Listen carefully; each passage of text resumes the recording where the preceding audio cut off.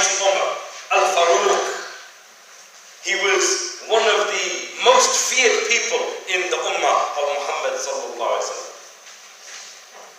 His name is Abu Hafs Umar al-Khattab, the son of Nufail, the son of Abd al-Izzah, the son of Rabah, the son of Qaf, the son of Razad, the son of Qudayl, the son of Qab. I only mention that because 7 generations back, the lineage of Rasulullah and Umar al-Khattab, they meet at the man named Qab, the son of Qab.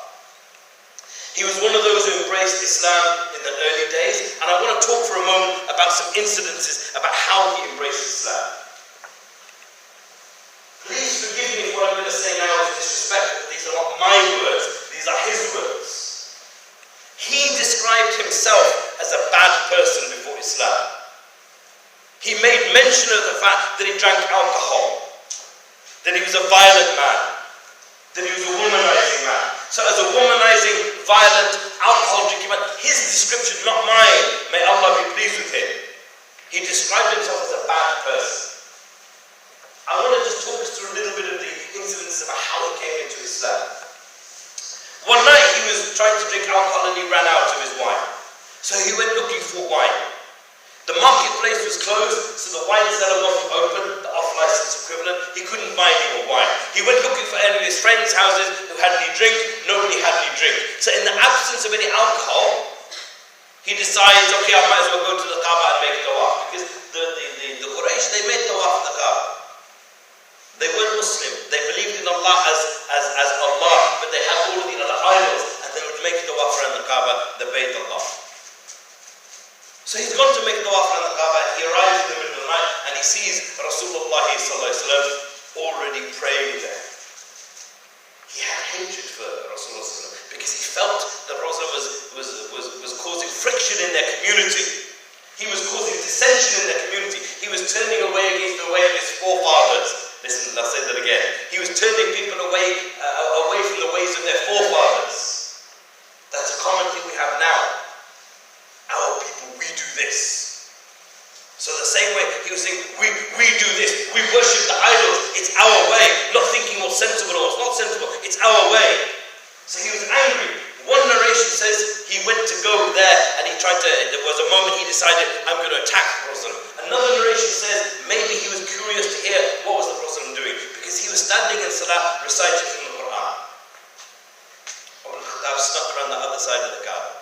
He goes underneath the kiswa, the cloth that covers the Kaaba. He was right down to the floor. He works his way around very carefully. Those who've been know how big the Kaaba is. He's hiding behind the kiswa of the Kaaba. He's hiding behind the kiswa of the Kaaba, and he's trying to listen to what he's saying, because now even if he went with the intention to harm him, he's now curious. These are words being recited.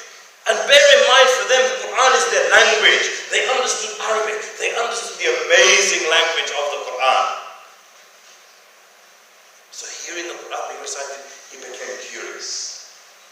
So he sees Rasulullah reciting from Surah Al-Haqq. He hears the ayah, and he says to himself when he's hearing some of the ayah being recited, he says, these are not the words of any ordinary man. For indeed, these must be the words of a poet. This is what Umar says in his own head. He's hiding, picture the scene. He's hiding behind the kiswa, the cloth.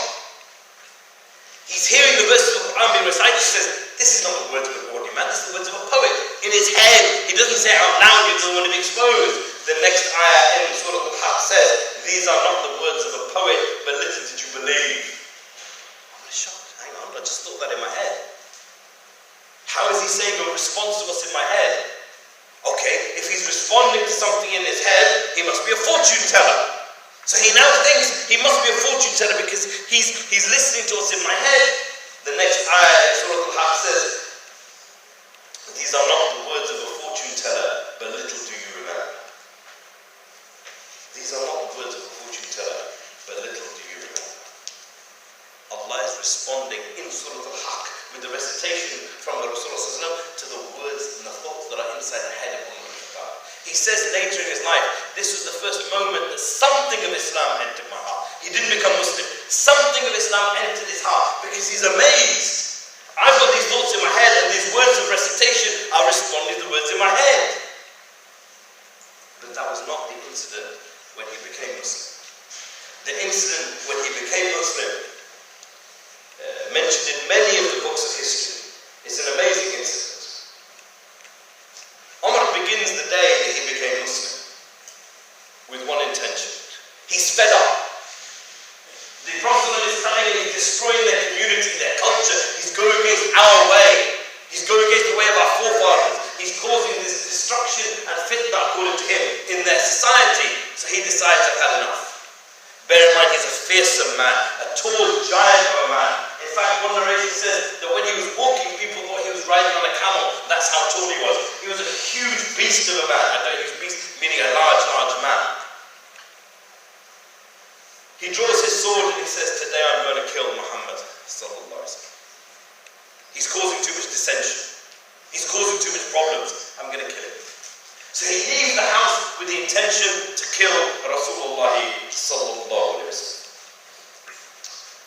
On his journey to try and find Rasulullah, he's looking angry. He's got a sword drawn out. He meets a man from the tribe of bi-l-Janna. The man asked him, he said, where are you going? He says, I'm going to go and kill Muhammad sallallahu alaihi wasallam. Very blasé. I'm going to go and kill Muhammad. We say sallallahu alaihi wasallam. The man was secretly a Muslim. This was a time when the da'wah was underground. It wasn't that people were not declaring their Islam openly. The man said, he's a secretly Muslim. He said, what will you do when Banu Hashim and Banu Zahra come after you? Meaning that these tribes, if you kill one of Banu Hashim, the tribe of the Prophet, these men are going to come and attack you. What are you going to do?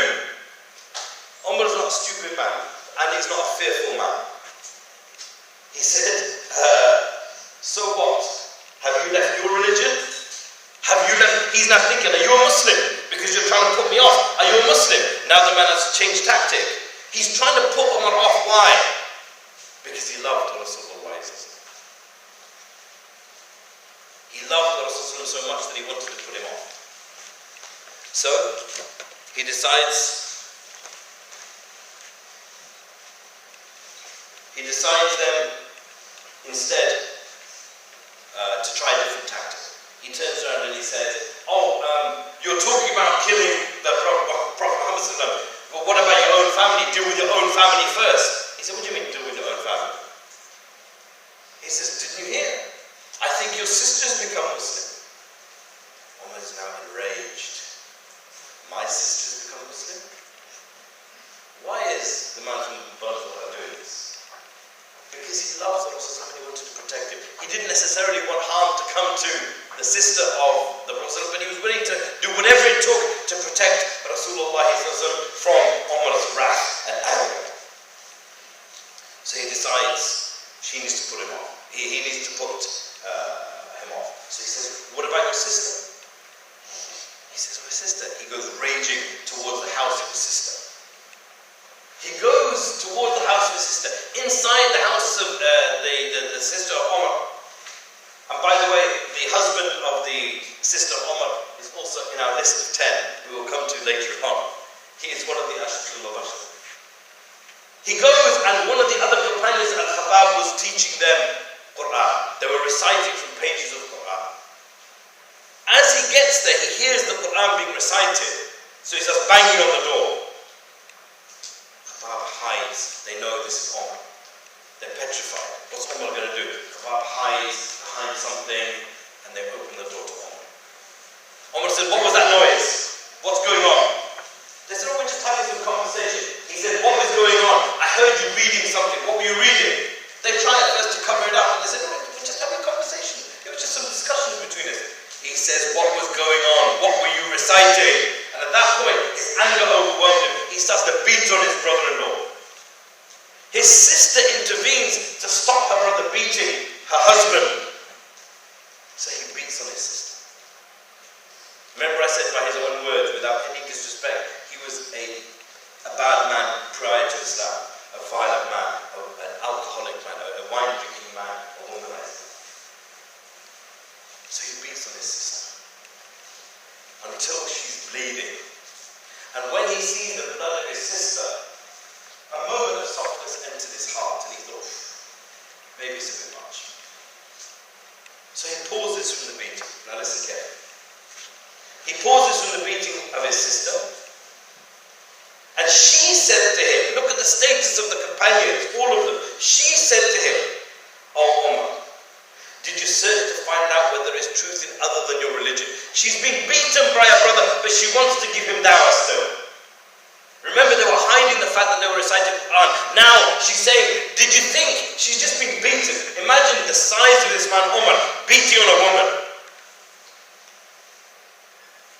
And she says, did you think to look, is there truth in anything other than your religion? Meaning, have you even considered, have you looked into al-Islam? At that moment, his softness of his heart because of his sister, he said, show me what you were reading. He calmed down for a moment, show me what you were reading. Now again, we see the strength of his sister. She said, no, you have to first be in a state of purification. Bear in mind, she's just been beaten by him. Her husband's just been beaten by him. The most feared man. He's so feared. He's so scary as an individual because he's so big and so powerful. There was one occasion when he was Khalifa that he was walking down the street and a woman was walking behind him, a pregnant lady. He heard footsteps. He didn't know who it was, so he turned suddenly. She had a miscarriage out of fear. That's how scary Umar is. And when he says, okay, give me the page, I want to read it, she says, no. You need to be in a state of purification. She didn't say, oh, okay, take it. She said, no, you need to be in a state. Why? Because you need to be in a state of wudu and tahara before you touch the pages of the Quran. She didn't compromise. She didn't want to budge. Even after the beating, she says, no. They brought water, he made wudu, he purified himself, and then he began reading from the pages and the ayahs that he was reading from Surah Talha until the end. He reached the ayah which says, I am Allah, there is no God but me. So worship me and perform your prayers. Allah is giving a direct message in his revelation. I am Allah, so worship me. I am Allah, so worship me. That moment, Umar's heart opened. And he said, take me to the Messenger of Allah sallallahu alaihi wasallam. Khabbab, who was hiding away, remember, because he was afraid of what Umar was going to do, he shouted with joy and he came out. He came out from behind the scenes where he was hiding and he said, oh Umar, maybe today is the answer to the dua of Rasulullah sallallahu alaihi wasallam that he made on Thursday. He specifies in the narration, he made on Thursday. Which Thursday we don't know. Rasulullah when he asked him what was the dua that he made on Thursday, Rasulullah sallallahu alaihi wasallam said, not roughly translated, oh Allah, strengthen Islam with one of the two Umars. And he meant by this Umar ibn Khattab or Amr ibn Hisham. Amr ibn Hisham was Abu Jahl. So Umar ibn Khattab and Abu Jahl were two powerful men in Quraysh. And Allah strengthen Islam through one of these two men. And now here is Umar saying, take me to the Prophet ﷺ.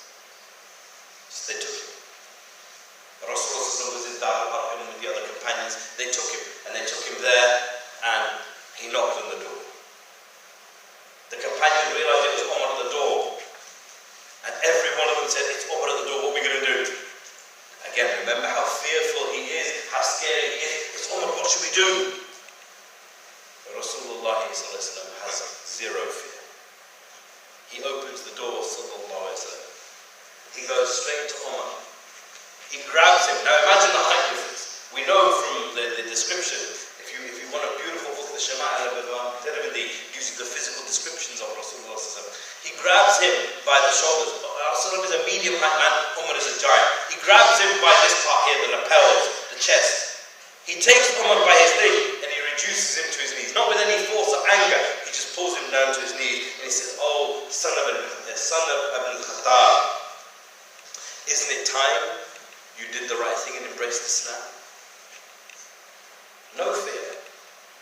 Just holds him and brings him down. Imagine the scene. Umar is on his knees. Rasulullah is holding him by his lapels. Isn't it time you embraced Islam? He said, Ashhadu an la ilaha illallah wa ashhadu anna Muhammadan Rasulullah. The companions are so overjoyed in the Dar al-Bakr, they let out a yell, Allahu Akbar! So loud it was heard in the Kaaba in Haram. So they quickly dispersed because they didn't want to cause a kafar. This was the entry to Islam. Now again, I want to draw some lessons.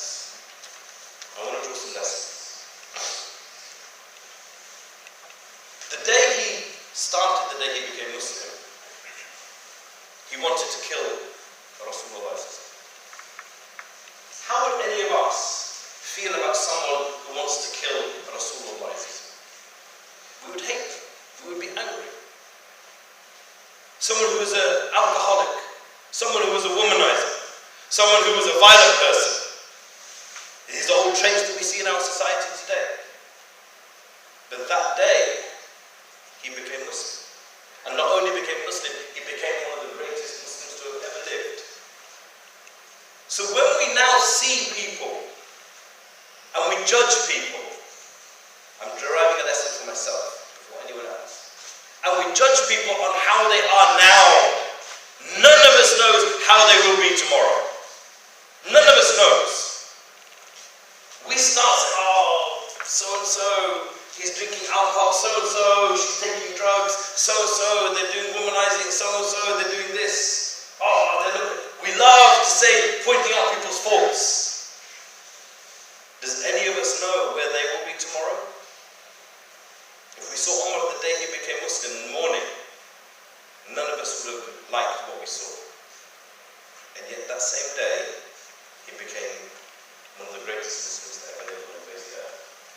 I guarantee there will be people in this room today who have come from Jahiliyyah, who did bad things, who maybe were violent, who maybe womanized, who maybe did all of these things.